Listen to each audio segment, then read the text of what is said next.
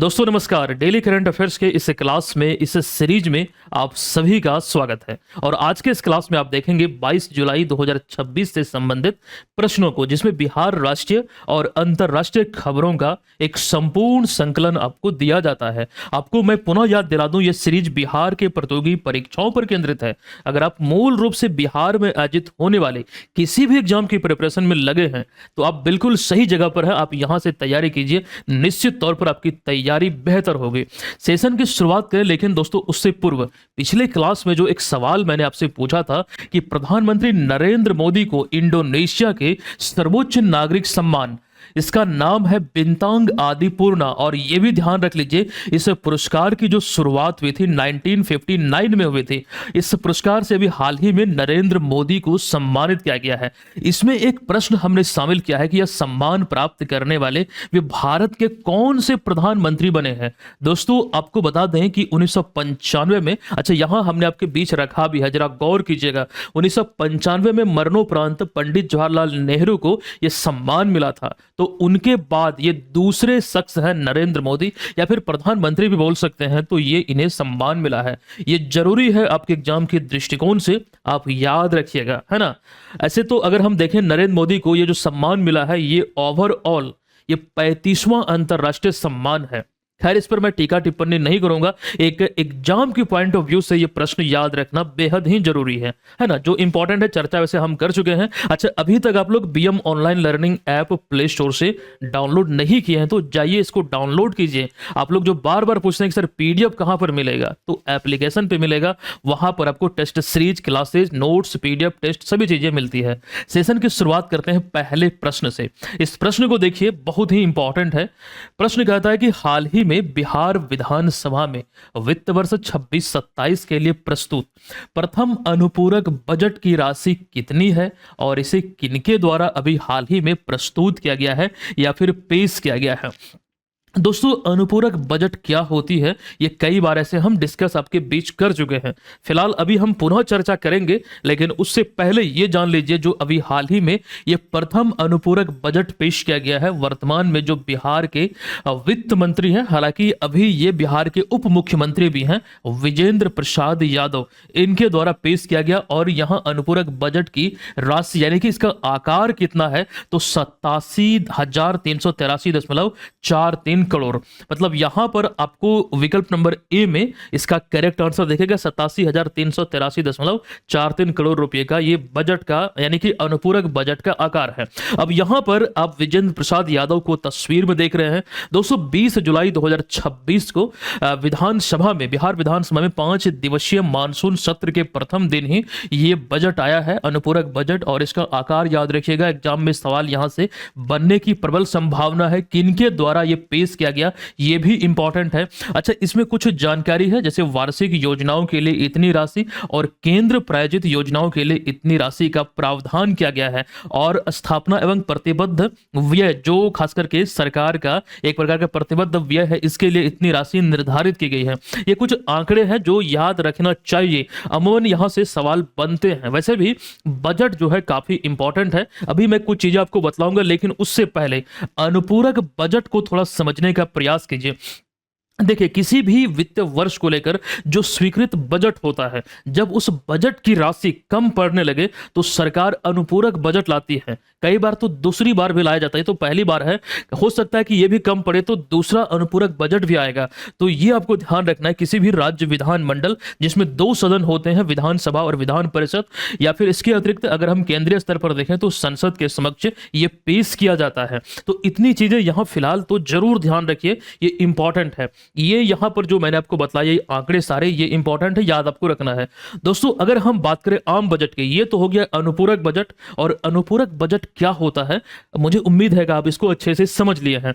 अब देखिएगा, अभी हम बिहार बजट को लेकर कुछ आंकड़े आपके समक्ष प्रस्तुत किए हैं। हालांकि बिहार बजट को लेकर कंप्लीट जानकारी इस वीडियो में हमने दिया है, आते हैं इस पर, लेकिन उससे पूर्व अगर यहाँ बिहार बजट को आप देखेंगे तो इसमें देखिए कुछ इंपॉर्टेंट चीजें, जैसे कि बिहार बजट 26-27 का जो कुल आकार है, मतलब कितनी राशि का ये बजट रहा, तो 3,47,589.76 करोड़ रुपए का, लगभग ये 3.5 लाख करोड़ का बजट था। 3 फरवरी 2026 को विजेंद्र प्रसाद यादव द्वारा प्रस्तुत किया गया और ये बिहार के इतिहास का सबसे बड़ा बजट रहा। दोस्तों, इस बजट की अगर हम थीम की बात करें तो संपन्न बिहार समृद्ध बिहार, ये थीम पर आधारित रहा है। अब इसमें राजस्व व्यय, मतलब यहां पर देखिए राजस्व व्यय और पूंजीगत व्यय, इसको जरा समझने का प्रयास कीजिएगा। मुझे उम्मीद है कि इस चीज को आप लोग जान रहे हैं। राजस्व व्यय में सरकार के वो सारे प्रतिबद्ध व्यय होते हैं जो उन्हें करने पड़ते हैं, लेकिन अगर पूंजीगत व्यय में देखें तो वो सारी कई नई योजनाएं हो सकती है, कुछ नया निवेश हो सकता है। तो वो चीजें आप एक सिंपल भाषा में समझिए कि ये सारी पुरानी चीजें जो संचालित हो रही है, जिस पर खर्च हो रहे हैं, लेकिन ये जो पूंजीगत व्यय है ये नई योजनाओं, नई निवेश, मतलब वो सारी चीजों को लेकर होती है। तो यहां पर ये ध्यान रखिए, राजकोषीय घाटा का जो अनुमान है 2.99% है, तकरीबन 3% मान लीजिए। जीएसडीपी बात करें तो किसी भी वित्तीय वर्ष में राज्य की भौगोलिक सीमा के भीतर जो वस्तु सेवाओं का उत्पादित मूल्य होता है वो 13.1 लाख करोड़ है। अनुमानित आर्थिक विकास दर देखेंगे तो 14.9% है। सर्वाधिक बजट का जो आवंटन है वो किसके लिए हुआ, यहां पर एक चीज मिस्टेक है, जैसे शिक्षा विभाग तो लिखा गया है, अच्छा यहां पर बेहतर होता कि शिक्षा और उच्च शिक्षा विभाग के लिए सर्वाधिक 60,204 करोड़ रुपए का प्रावधान किया गया है। और 7 निश्चय 3 जो कि अभी हाल ही में इसको स्वीकृति दी गई है, इसके लिए 14,800 करोड़ रुपए का प्रावधान किया गया है। तो दोस्तों ये तो वन लाइनर रूप में चीजें हैं, लेकिन है बहुत इंपॉर्टेंट, और ये सारी चीजें इस वाले वीडियो में हमने आपको पढ़ाया है। इसका फ्री पीडीएफ आपके लिए उपलब्ध है। इस वीडियो को आप देख सकते हैं बीएम ऑनलाइन लर्निंग ऐप पर फ्री वीडियोज वाले सेक्शन में, वहां से इसका पीडीएफ भी आपको मिल जाएगा। और दूसरी बात यहां पर यह है कि इसके अलग से एक हमने बिहार आर्थिक सर्वेक्षण का भी एक वीडियो दिया है, इसको भी हमने अच्छे से पढ़ाया है। प्लस एक चीज और ध्यान रखिए, दोनों टॉपिक को मिलाते हुए यहां पर बिहार आर्थिक सर्वेक्षण और बिहार आर्थिक बजट को मिलाते हुए 76 प्रश्नों का हमने आपको प्रैक्टिस भी करवाया है। अमूमन यहां से 1 से 2 सवाल, कई बार लोग बोलते हैं कि सर 2 सवाल नहीं पूछा जाएगा, तो आपको मालूम होनी चाहिए पिछली बार बीपीएससी हेडमास्टर वाले एग्जाम में जो एग्जाम आयोजित हुआ था 2 प्रश्न था बजट से, तो ये चीज ध्यान रखिए। प्लस इसके विपरीत यहां पर आर्थिक सर्वेक्षण भी है, तो ऐसे में सवाल बनना यहां से लाजमी है। ये बतलाने की जरूरत नहीं है कि ये कितना इंपॉर्टेंट है। आइए दूसरे सवाल पर, हाल ही में बिहार का पहला जुगनू यानी कि फायर फ्लाई पार्क या फिर संरक्षण पार्क, जुगनू को हम लोग भगजोगनी भी बोलते हैं, तो भगजोगनी पार्क कहां विकसित किया जा रहा है? ये बिहार का पहला फायर फ्लाई पार्क है, जो बेसिकली आप देखेंगे भागलपुर में एक जगह है, बरारी, अथवा विकल्प नंबर सी इस प्रश्न का यहां राइट आंसर हो जाएगा। अच्छा, यहां पर जो आप ये देख रहे हैं ये है जुगनू, और मुझे दोस्तों उम्मीद है कि आप लोग जुगनू को जानते हैं, देखे हैं, भली भांति परिचित हैं। लेकिन कुछ चीजें आपको यहां समझना पड़ेगा कि कई सारे रिएक्शन के परिणाम स्वरूप इसमें रोशनी होता है। अच्छा, रोशनी जुगनू क्यों निकालता है ये भी समझिए।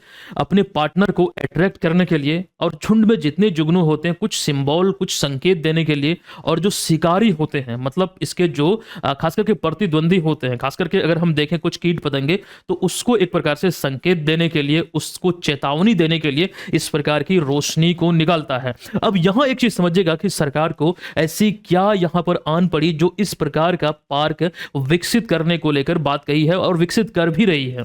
दोस्तों, अगर हम बात करें जैव विविधता के दृष्टिकोण से, तो ये एक इंपॉर्टेंट रोल प्ले करता है। यहां पर आपको ध्यान रखना है कि जो पारिस्थितिकी तंत्र है उसमें एक बड़ा रोल होता है किसका, तो जुगनुओं का, क्योंकि इससे कई सारी चीजें एक प्रकार से सिस्टमेटिक वे में चलती है, क्योंकि एक जीव जो है दूसरे जीव पर निर्भर है, तो पृथ्वी पर इसकी मौजूदगी होना बहुत ही जरूरी है। तो इसी को लेकर अभी हाल ही में बरारी जो भागलपुर में है, यहां स्थित किलकारी बिहार बाल भवन परिसर में ये खास करके जुगनू संरक्षण पार्क या फिर भगजोगनी पार्क स्थापित करने को लेकर, मतलब इसका निर्माण आदि किया जा रहा है ना। और अगर हम बात करें तो ये विलुप्त हो रहे हैं, इसका उद्देश्य में आप देखेंगे तो जुगनुओं को एक प्रकार से संरक्षण प्रदान करना इसका उद्देश्य में शामिल है। तो बेसिकली यहां से कुछ ज्यादा तो आपको नहीं पूछा जाएगा एग्जाम में, ये स्थान पूछा जा सकता है। तो फिलहाल इतनी बातों को यहां ध्यान रखिएगा। अच्छा, वो सारी चीजें देखिए यहां आपके बीच हमने रखा है, आप चाहे तो इसको देख सकते हैं। पारस्की तंत्र को एक प्रकार से मजबूती प्रदान करने में एक अहम रोल होता है जुगनुओं का। फिलहाल अब यहां हम चलते हैं अगले सवाल पर। देखिए फीफा विश्व कप से संबंधित ये सवाल है और वास्तव में बहुत ही इंपॉर्टेंट है, इसे 5 स्टार दीजिएगा मेरे कहने पर। देखिए कई सारी जानकारी हम डिटेल में आपको देंगे, ये टॉपिक पूरा यहां से कवर हो जाएगा। हालिया आयोजित 2026 फीफा पुरुष फुटबॉल विश्व कप, जो फीफा विश्व कप में यहां बात हो रही है पुरुष वर्ग से संबंधित है, और इस संबंध में निम्नलिखित कथनों पर विचार कीजिए कि कौन सा कथन सही नहीं है। जरा गौर कीजिएगा, गलती अगर यहां हो गया तो ये आपका पूरा आंसर गलत हो जाएगा। कौन सा सही नहीं है ये हमसे पूछा गया है। कथन 1 देखिएगा, ये कहता है 2026 फीफा पुरुष विश्व कप की जो संयुक्त मेजबानी है ये कनाडा, मैक्सिको और संयुक्त राज्य अमेरिका ने की है। दोस्तों ये पहली बार है फीफा के इतिहास में जब ये 3 देश या फिर 3 देशों ने मिलकर संयुक्त मेजबानी किया है। ये कथन यहां बिल्कुल सत्य है। देखिए हमें कौन सा सत्य नहीं है वो पहचान करना है, ये यहां पर सत्य है, ध्यान दीजिएगा। दूसरा देखिए यहां कथन ये कहता है कि स्पेन ने फाइनल में अर्जेंटीना को 1-0 से हराकर पहली बार विश्व कप का खिताब जीता है।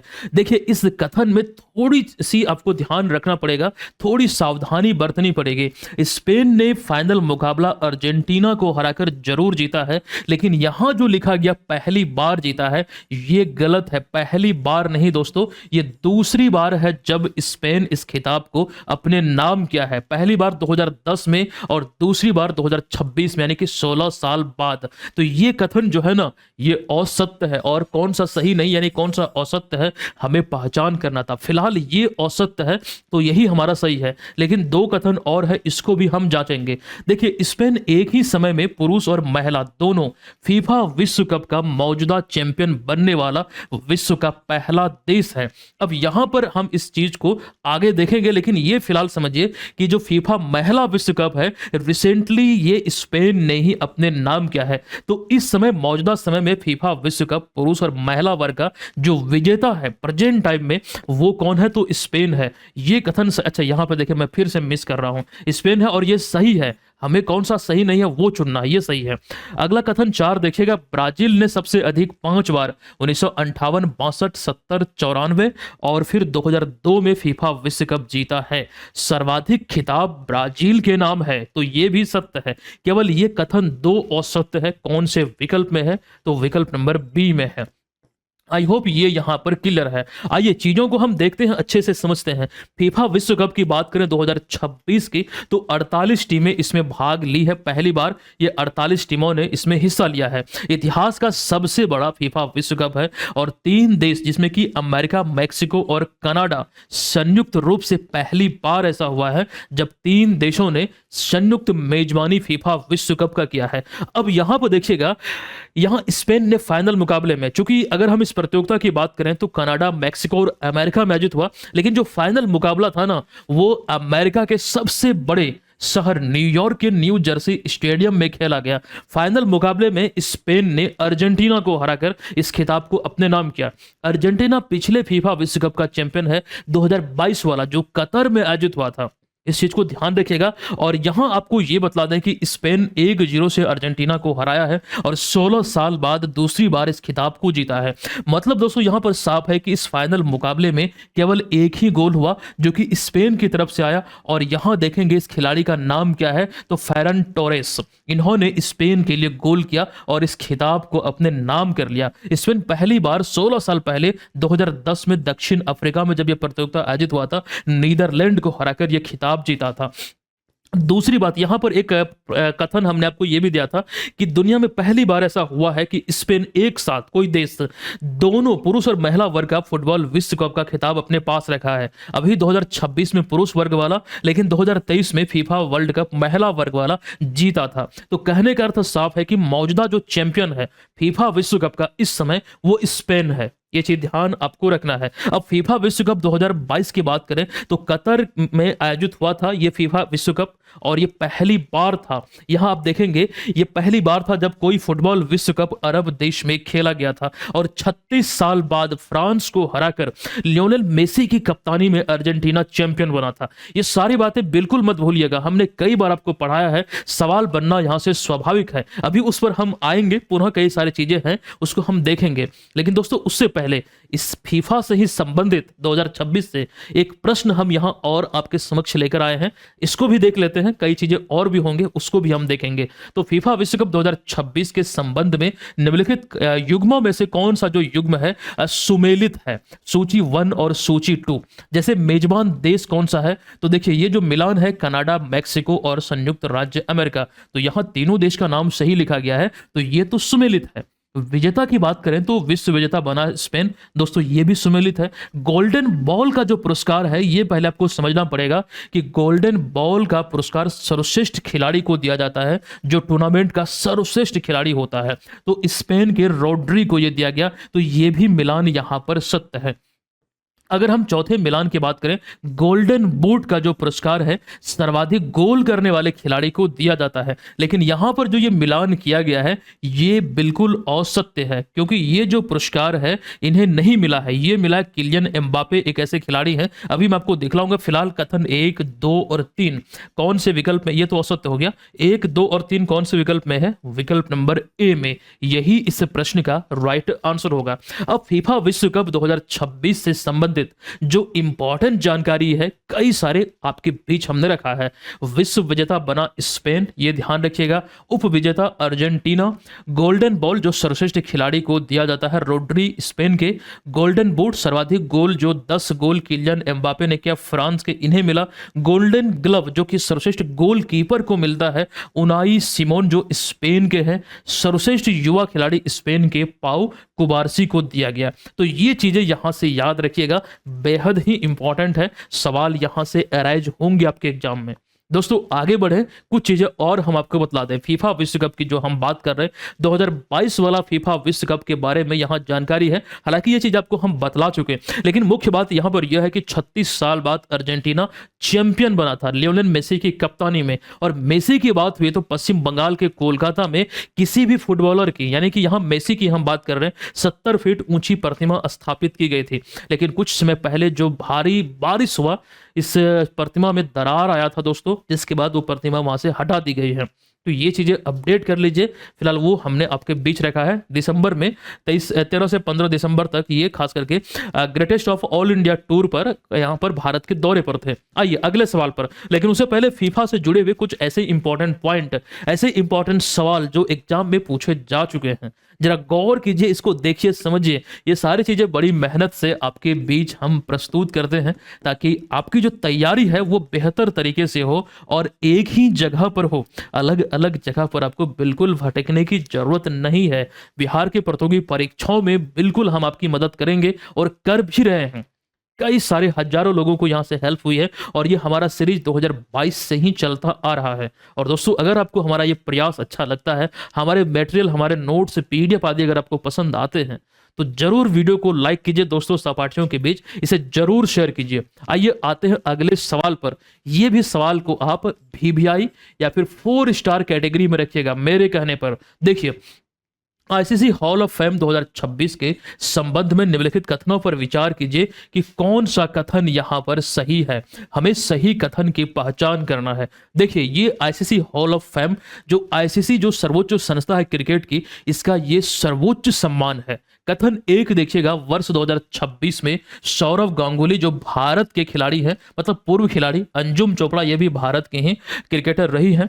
और यहां एक नाम और दिखेगा, केविन पीटरसन, जो कि ब्रिटिश या फिर आप बोल सकते हैं अंग्रेज क्रिकेटर हैं। अब यहां पर देखिए, इन तीनों को आईसीसी हॉल ऑफ फेम में शामिल किया गया फरवरी नहीं बल्कि जुलाई 2026 में। अभी हाल ही का ये न्यूज है, आप लोग चाहें तो यहां पर जुलाई भी लिख सकते हैं। तो कथन 1 तो बिल्कुल सत्य है। कथन 2 देखिएगा, वर्ष 2026 के नए सदस्यों के शामिल होने के बाद आईसीसी हॉल ऑफ फेम में कुल सदस्यों की संख्या 125 हो गई। दोस्तों ये भी सत्य है। आईसीसी हॉल ऑफ फेम की शुरुआत जो हुई थी ना, आईसीसी के शताब्दी वर्ष के अवसर पर, खास करके यहाँ हम बात कर रहे हैं सेंचुरी ईयर, यानी कि 100 वर्ष स्थापना का पूरा हुआ था, और इसके पश्चात 2009 में इसकी स्थापना हुई थी। ये चीज ध्यान रखिए, तो ये भी सत्य है। आईसीसी हॉल ऑफ फेम का उद्देश्य क्रिकेट के खेल में असाधारण एवं अस्थायी योगदान देने वाले खिलाड़ियों को सम्मानित करना है। मतलब एक प्रकार का लाइफ टाइम पुरस्कार ये होता है। तो कथन 4 भी सत्य है।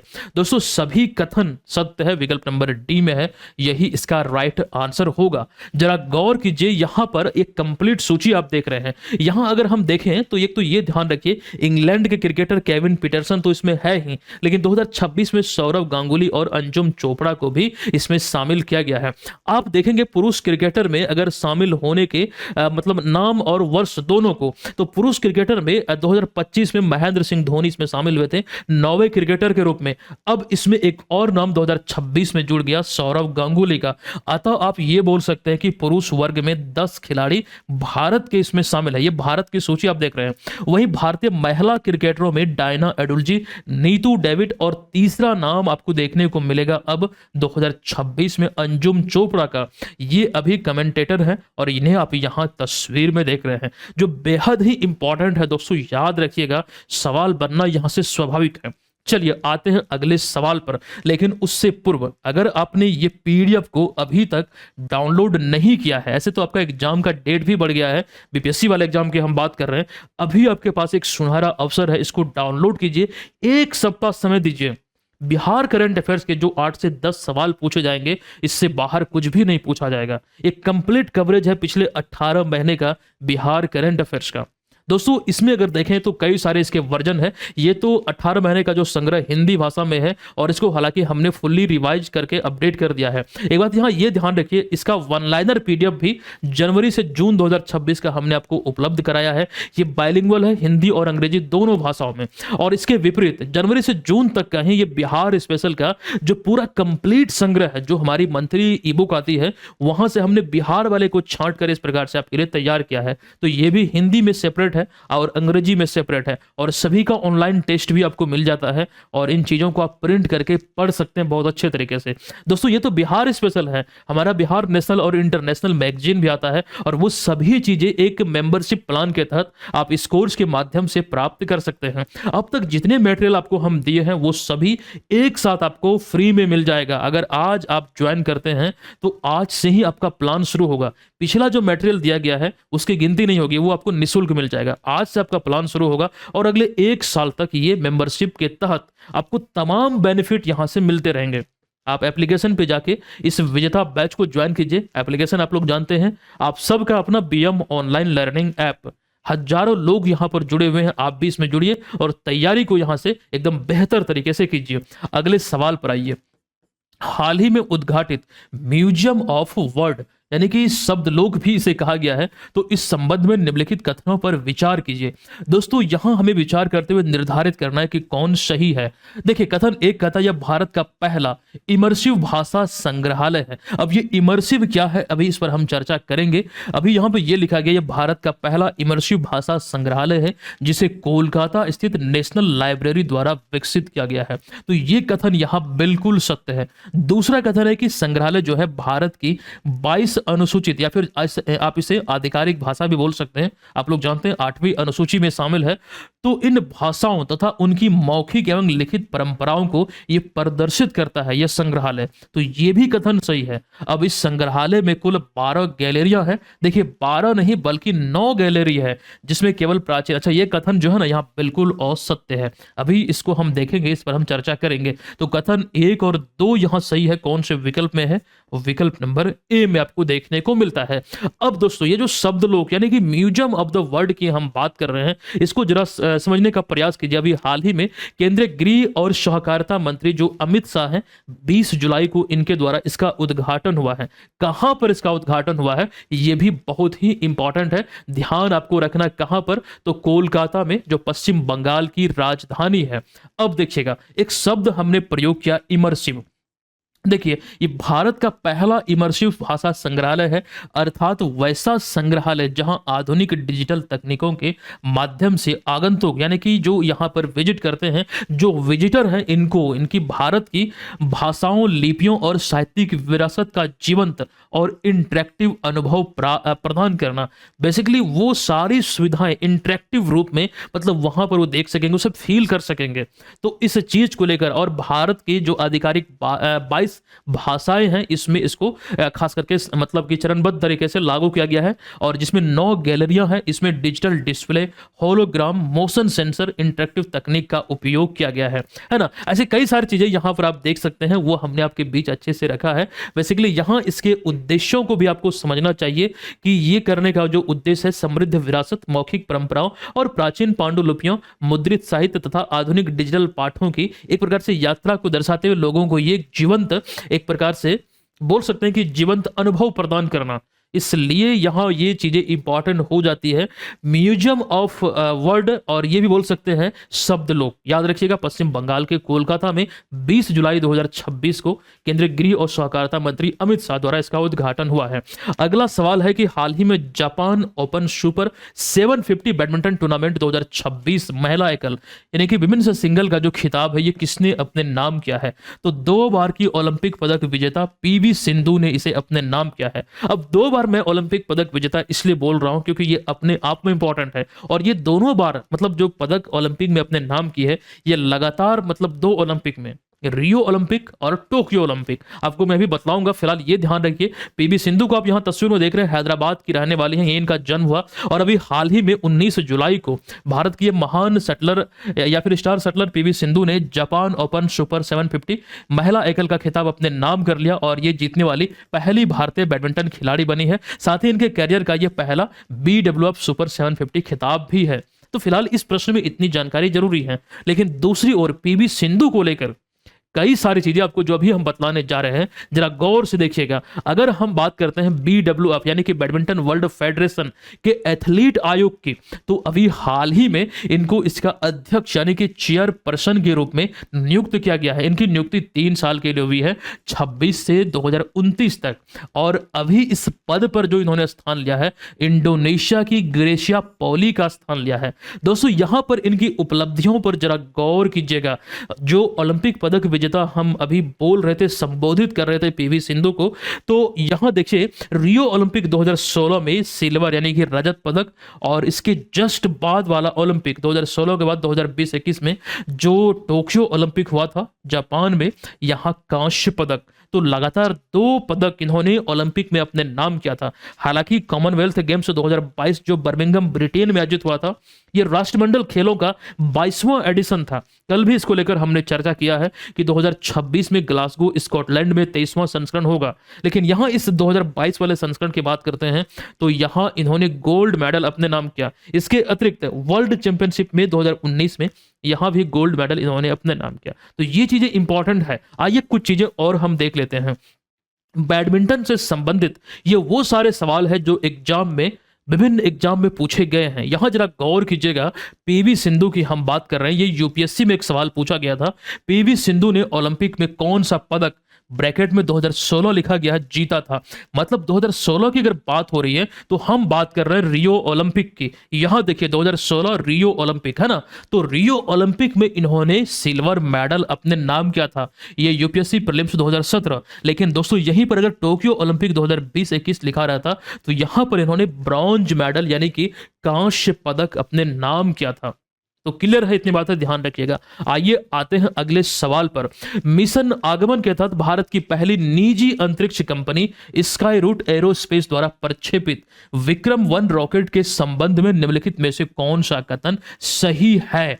तो यहां पर देखिए, इसमें जो राइट आंसर है यह है विकल्प नंबर बी। यह स्काई रूट एरोस्पेस जो एक स्टार्टअप है, इसका पहला ऑर्बिटल क्लास रॉकेट है जिसे कि श्रीहरिकोटा यानी कि आंध्र प्रदेश के श्रीहरिकोटा से प्रक्षेपित कर 450 किलोमीटर पृथ्वी की निचली कक्षा यानी कि LEO लियो अर्थात लोअर अर्थ ऑर्बिट में स्थापित किया गया है। तो ये जो कथन है बिल्कुल सत्य है। फिलहाल ये इनिशियल स्टेज में अगर हम देखें तो पहला ऑर्बिटल क्लास रॉकेट है किसका, तो यहाँ स्काईरूट एरोस्पेस का। इसके बारे में इनिशियल स्टेज में जो जानकारी आपको याद रखना चाहिए कि रॉकेट का नाम क्या है, तो विक्रम 1। कंपनी कौन सा है, जो भारत की निजी कंपनी है उसके द्वारा लॉन्च किया गया है। स्काईरूट एरोस्पेस कहां से इसे लॉन्च किया गया यानी कहां से इसे प्रक्षेपित किया गया, तो आंध्र प्रदेश के श्रीहरिकोटा से ये कहां स्थापित किया गया है और यहां उद्देश्य आदि को लेकर अभी फिलहाल इतनी बातों को ध्यान रखिए। कुछ नए अपडेट यहां से कराएंगे तो वो चीजें आपको मैं अवश्य बतलाऊंगा। अभी चलते हैं आगे। अगला देखिएगा, यहां हालिया आयोजित 58वें अंतर्राष्ट्रीय रसायन विज्ञान ओलंपियाड 2026 के संबंध में निम्नलिखित कथनों पर विचार कीजिए, यानी कि रसायन विज्ञान अर्थात केमिस्ट्री की यहां पर बात हो रही है। तो ओलंपियाड को लेकर यह सवाल है कि कौन सा कथन सही है, जरा गौर कीजिए। कथन 1 में देखिएगा, 58वां अंतर्राष्ट्रीय रसायन विज्ञान ओलंपियाड का जो आयोजन है ये ताशकंद जो उज्बेकिस्तान में एक जगह है, यहां पर 10 से 19 जुलाई 2026 के दौरान आयोजित हुआ है। ये 58वां संस्करण है, ये सत्य है। दूसरा कथन ये कहता है कि भारत के सभी 4 प्रतिभागियों ने स्वर्ण पदक जीतकर देश को पहला पदक या फिर पदक तालिका में पहला स्थान दिलाया। तो दोस्तों यहां पर देखिए, जरा गौर कीजिए कि इसमें भारत के 4 प्रतिभागी शामिल हुए थे और चारों ने पदक जीता और चारों ने स्वर्ण पदक जीता है और भारत को प्रथम स्थान दिलाया है। हालांककि यह कथन सत्य तो है, लेकिन भारत के अतिरिक्त और भी कई देश प्रथम स्थान पर है। यहां जरा कथन 3 को देखिएगा, प्रतियोगिता में 93 देशों के 363 छात्रों ने भाग लिया और ये अब तक का सबसे बड़ा ये अंतर्राष्ट्रीय रसायन विज्ञान ओलंपियाड रहा। तो ये भी कथन जो है ना यहां पर सत्य है, इस चीज को ध्यान रखिएगा। तो ये तीनों कथन यहां पर आपको सत्य प्रतीत होता है। तो यहां आपको अगर हम फाइनल आंसर की बात करें, विकल्प को देखते हुए कथन 1, 2 और 3 किसमें है, हाँ तीनों सभी कथन यहाँ विकल्प नंबर सी में है, यही इस प्रश्न का राइट आंसर हो जाएगा। दोस्तों इसको लेकर जो जानकारी आपको याद रखना चाहिए कि कहां पर ये ओलंपियाड का आयोजन हुआ, तो ताशकंद उज्बेकिस्तान में भारत के 4 प्रतिभागी भाग लिए, स्वर्ण पदक जीता और चारों गोल्ड मेडलिस्ट को आप यहाँ तस्वीर तो इधर आपके बीच हमने रखा है, बल्कि यहाँ नाम है देवदत्त प्रियदर्शी, हर्षित सिंगला, कबीर छिल्लर और संदीप कुजी। और ये कहाँ के रहने वाले हैं, इन चीजों को ध्यान रखिए। और प्लस हमने एक बात ये बोला कि पदक तालिका में भारत प्रथम स्थान पर रहा, हालांकि संयुक्त रूप से भारत के साथ चाइना, वियतनाम और रशिया भी रहा है। मतलब ये चीज यहां ध्यान रखिए। ये बात हुई इंटरनेशनल केमिस्ट्री ओलंपियाड की, लेकिन इसी में अगर हम देखें बायोलॉजी यानी कि जीव विज्ञान की, तो वो सवाल यहां आप देख रहे हैं 37वां अंतरराष्ट्रीय जीव विज्ञान ओलंपियाड के संबंध में कौन सा कथन सही है। अब यहां जो आपको 5 विकल्प आपको दिख रहा है ना, इसमें से जो राइट आंसर है यह है विकल्प नंबर ए। इसका जो आयोजन है विलनियस लिथुआनिया में हुआ, जहां भारत ने केवल 1 ही गोल्ड जीता और 3 सिल्वर मेडल जीता है। तो दोस्तों विकल्प नंबर ए सही है। और उसी प्रकार से वो सारी जानकारी आप यहां पर देख सकते हैं। जो गोल्ड मेडलिस्ट रहा है भव्या गुमवाल जो हरियाणा से, उसके बाद जो सिल्वर मेडलिस्ट है यहाँ नाम आप देख सकते हैं, तस्वीर भी आपके बीच हमने रखा है। प्लस एक बात यहाँ ये ध्यान रखिए, इसमें भी 4 प्रतिभागियों में से एक स्वर्ण भारत को मिला और 3 सिल्वर, वो चीज यहाँ आपके बीच हमने रखा है। प्रतियोगिता में अगर हम भारत की स्थिति की बात करते हैं तो चाइना और ताइवान के बाद संयुक्त रूप से चाइना और ताइवान जो है ये प्रथम स्थान पर रहा। देखिए हमने लिखा भी है, इसके बाद संयुक्त रूप से दूसरे स्थान पर रहा भारत, है ना। यहाँ देखिए चाइना और ताइवान के बाद जो संयुक्त रूप से रहा प्रथम स्थान पर, दूसरे स्थान पर भारत रहा। इस लाइन को ध्यान से पढ़िए तो ये चीजें आपको समझ में आ जाएगा, है ना। तो ये दोनों चीजें जो आपके बीच हमने रखा इंपॉर्टेंट है, याद रखिएगा। अगले सवाल पर आइए, हाल ही में लॉन्च किए गए सी लिप्स मोबाइल एप्लीकेशन के संबंध में निम्नलिखित में से कौन सा विकल्प सही है। अब यहां पर देखने का प्रयास कीजिए, इसमें जो राइट आंसर होगा वो क्या होगा। विकल्प नंबर बी करेक्ट है। इसे डिजिटल इंडिया कॉरपोरेशन ने विकसित किया है तथा यह लोकस प्लेटफॉर्म के तहत ग्रामीण महिला उद्यमियों एवं स्वयं सहायता समूहों यानी कि सेल्फ हेल्प ग्रुप को डिजिटल सहायता प्रदान करता है। इस उद्देश्य से इसकी शुरुआत हुई है। विकल्प नंबर बी सही है। अब यहां पर वही सारी चीजें आपके बीच हमने रखा है। दोस्तों सी लिप्स का पूरा नाम क्या होता है, तो ये चीज भी ध्यान रखिएगा, self help entrepreneur livelihood and enterprise application for prosperity and sustainability. इसका पूरा नाम यानी कि फुल फॉर्म होता है। इसका शुभंकर ऐसे तो शुभंकर नहीं बल्कि शुभारंभ जो है ये 29 जून को हुआ था। एक्चुअली ये सवाल छूट गया था, ये इंपॉर्टेंट था, इस वजह से हमने यहाँ इसमें शामिल किया है। और इसे किसने विकसित किया है, किस प्लेटफॉर्म के अंतर्गत कार्य करता है, उद्देश्य तो आपको हमने यहाँ दिखला ही दिया, इसमें हमने शामिल किया एक प्रकार से डिजिटल सहायता प्रदान करने को लेकर। तो ये चीजें यहाँ आपको ध्यान रखना पड़ेगा, है ना। चलिए आइए अगले सवाल पर आते हैं। एक और सवाल है, जरा गौर से देखिए। हाल ही में आयोजित ऑपरेशन सदर्न रेडीनेस 26/2 यानी कि ये 2026 के संस्करण की बात हो रही है और ये दूसरा संस्करण है, ये याद रखिएगा, इसलिए 26/2 लिखा गया। इस संबंध में निम्नलिखित में से कौन सा विकल्प है जो है यहां सही है? तो इस प्रश्न में जो राइट आंसर है ये भी बी नंबर ही यहां पर सही है। यह भारतीय नौसेना द्वारा कोच्चि स्थित, कोच्चि कहां पर है तो केरल में है, ये दक्षिणी नौसेना कमान में यानी कि कंबाइंड मैरीटाइम फोर्सेस के सहयोग से आयोजित एक बहुराष्ट्रीय समुद्री प्रशिक्षण कार्यक्रम अभ्यास है। तो ये विकल्प नंबर बी यहां पर इस प्रश्न का राइट आंसर होगा। दोस्तों इसके अतिरिक्त भी बहुत सारे बहुराष्ट्रीय अभ्यास होते हैं। एग्जाम में सवाल बनते हैं कि कौन सा संस्करण या फिर कहां आयोजित हुआ, या फिर कोई भी अगर हम अभ्यास की बात करें उसका नाम पूछा जाएगा कि भारत और किस देश के मध्य आयोजित होता है। तो ऐसी कई सारी जानकारी इस मैच पर हम देते आए हैं। और यहाँ फिलहाल आप जो देख रहे हैं ये एक प्रश्न है जो आज आपको कमेंट बॉक्स में लिखना है कि कठुआ रेलवे स्टेशन का नाम बदलकर क्या किया गया है।